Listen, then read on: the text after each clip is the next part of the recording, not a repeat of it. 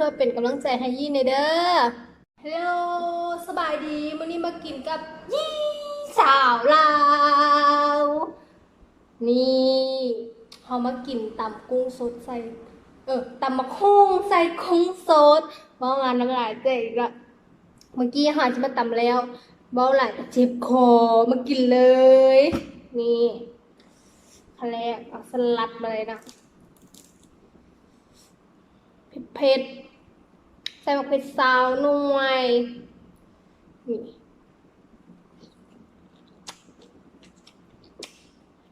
อืม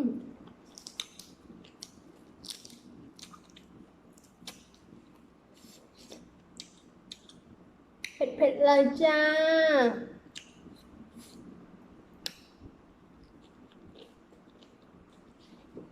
อาจารย์อืม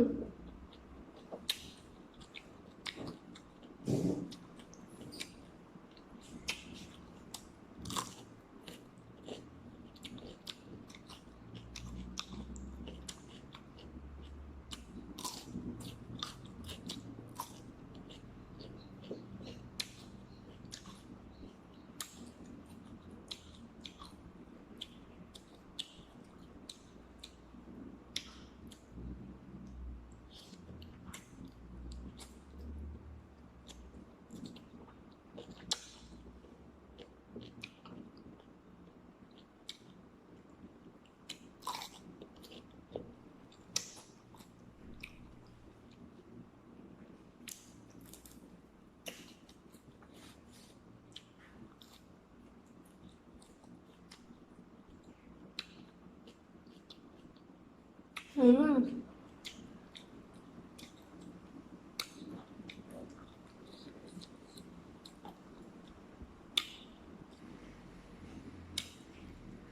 อืมอืม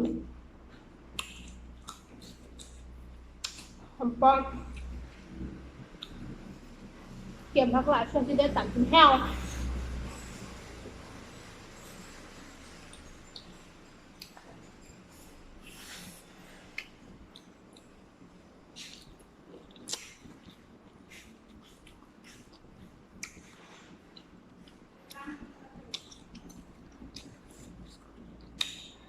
แกะมาเอง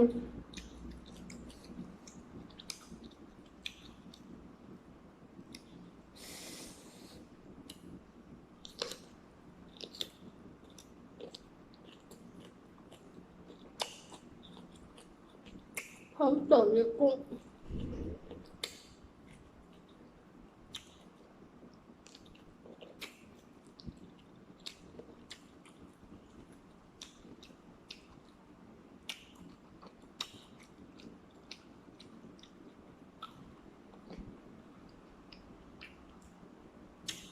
มักเผ็ด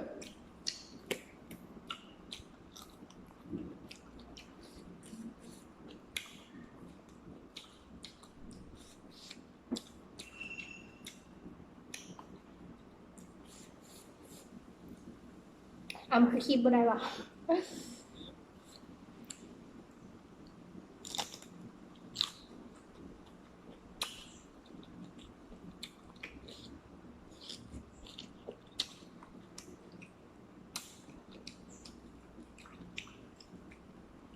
คือแบบใส่เผ็ดสาวหน่อยแบบเต็มเลย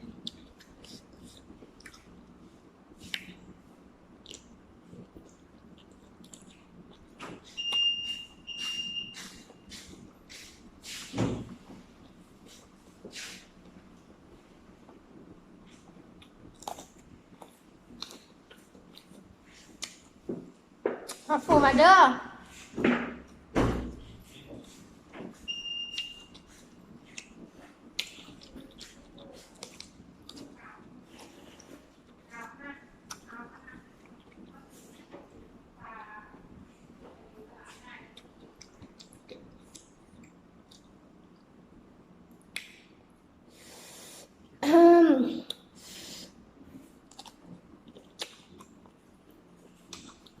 มะเขือนี่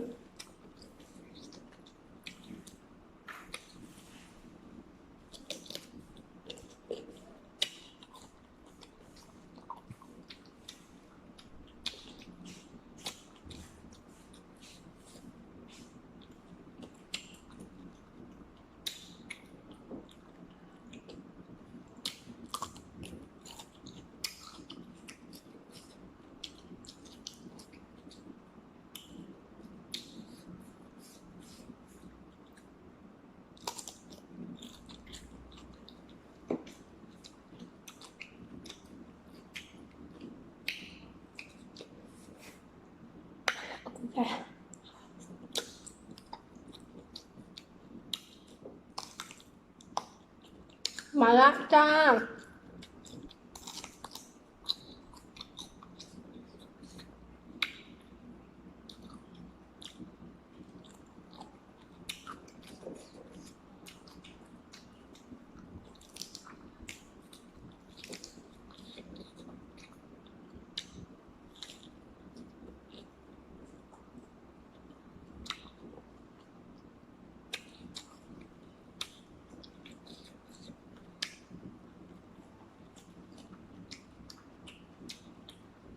อืม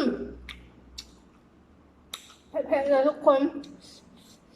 มากินน้ำกันเลยทุกคนเลย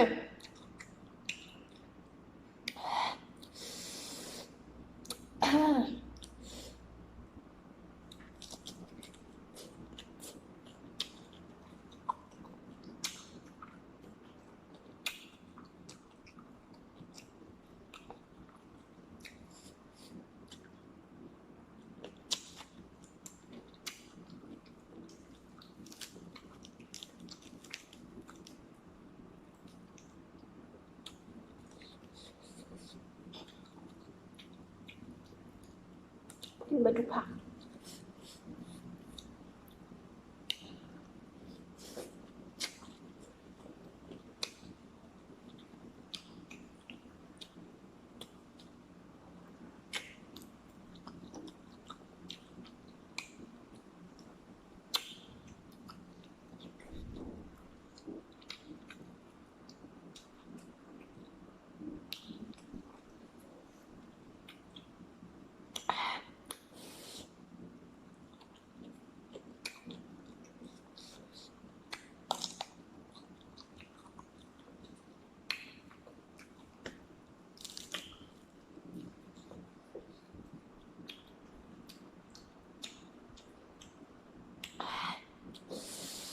อ๋อเผ็ด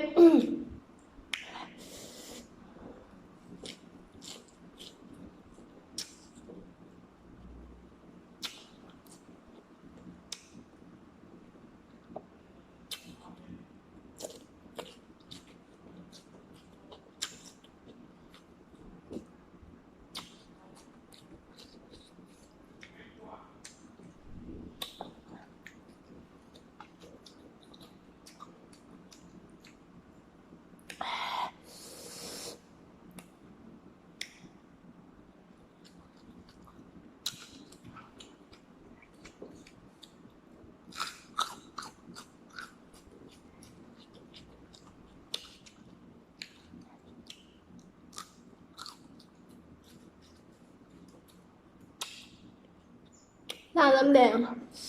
เดี๋ยวน้ำตาก็ไหลคือมันเผ็ดอีหลีได้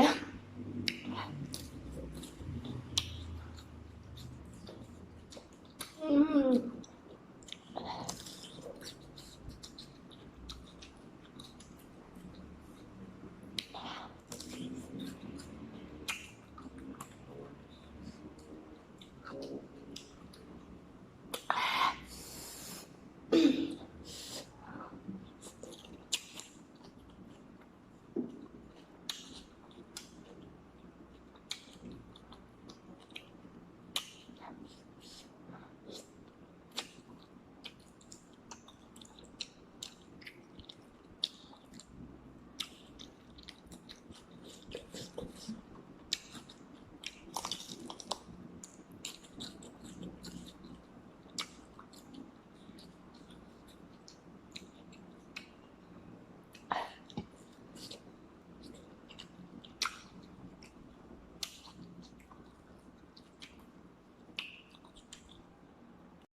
ตอนนี้ก็ได้กินไปละครึ่งนึงคือกินโบเบิร์ตอิ่มละ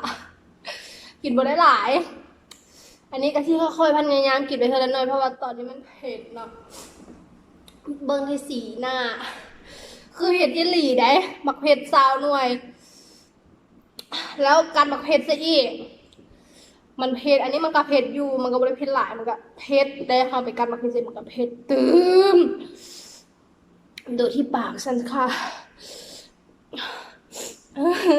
ให้ไปดีนะถ้ามาคลิปนี้หรือว่าอยากให้คลิปอย่างอย่าลืมคอมเมนต์ไว้ที่ข้างล่างนี้เด้อ ตอนนี้ขอลาไปก่อน อย่าลืมกดไลค์กด subscribe ให้หน่อยเด้อเบิกก่อนกินไปเลย เหลือแต่ทั้งหน่อยเดียว กลับมาละหน่อยนึง เหลือหน่อยเดียวอย่าลืมกดไลค์กดแชร์หน่อยเด้อเมื่อกินไปละ เมื่อกี้ไปหยุดพัก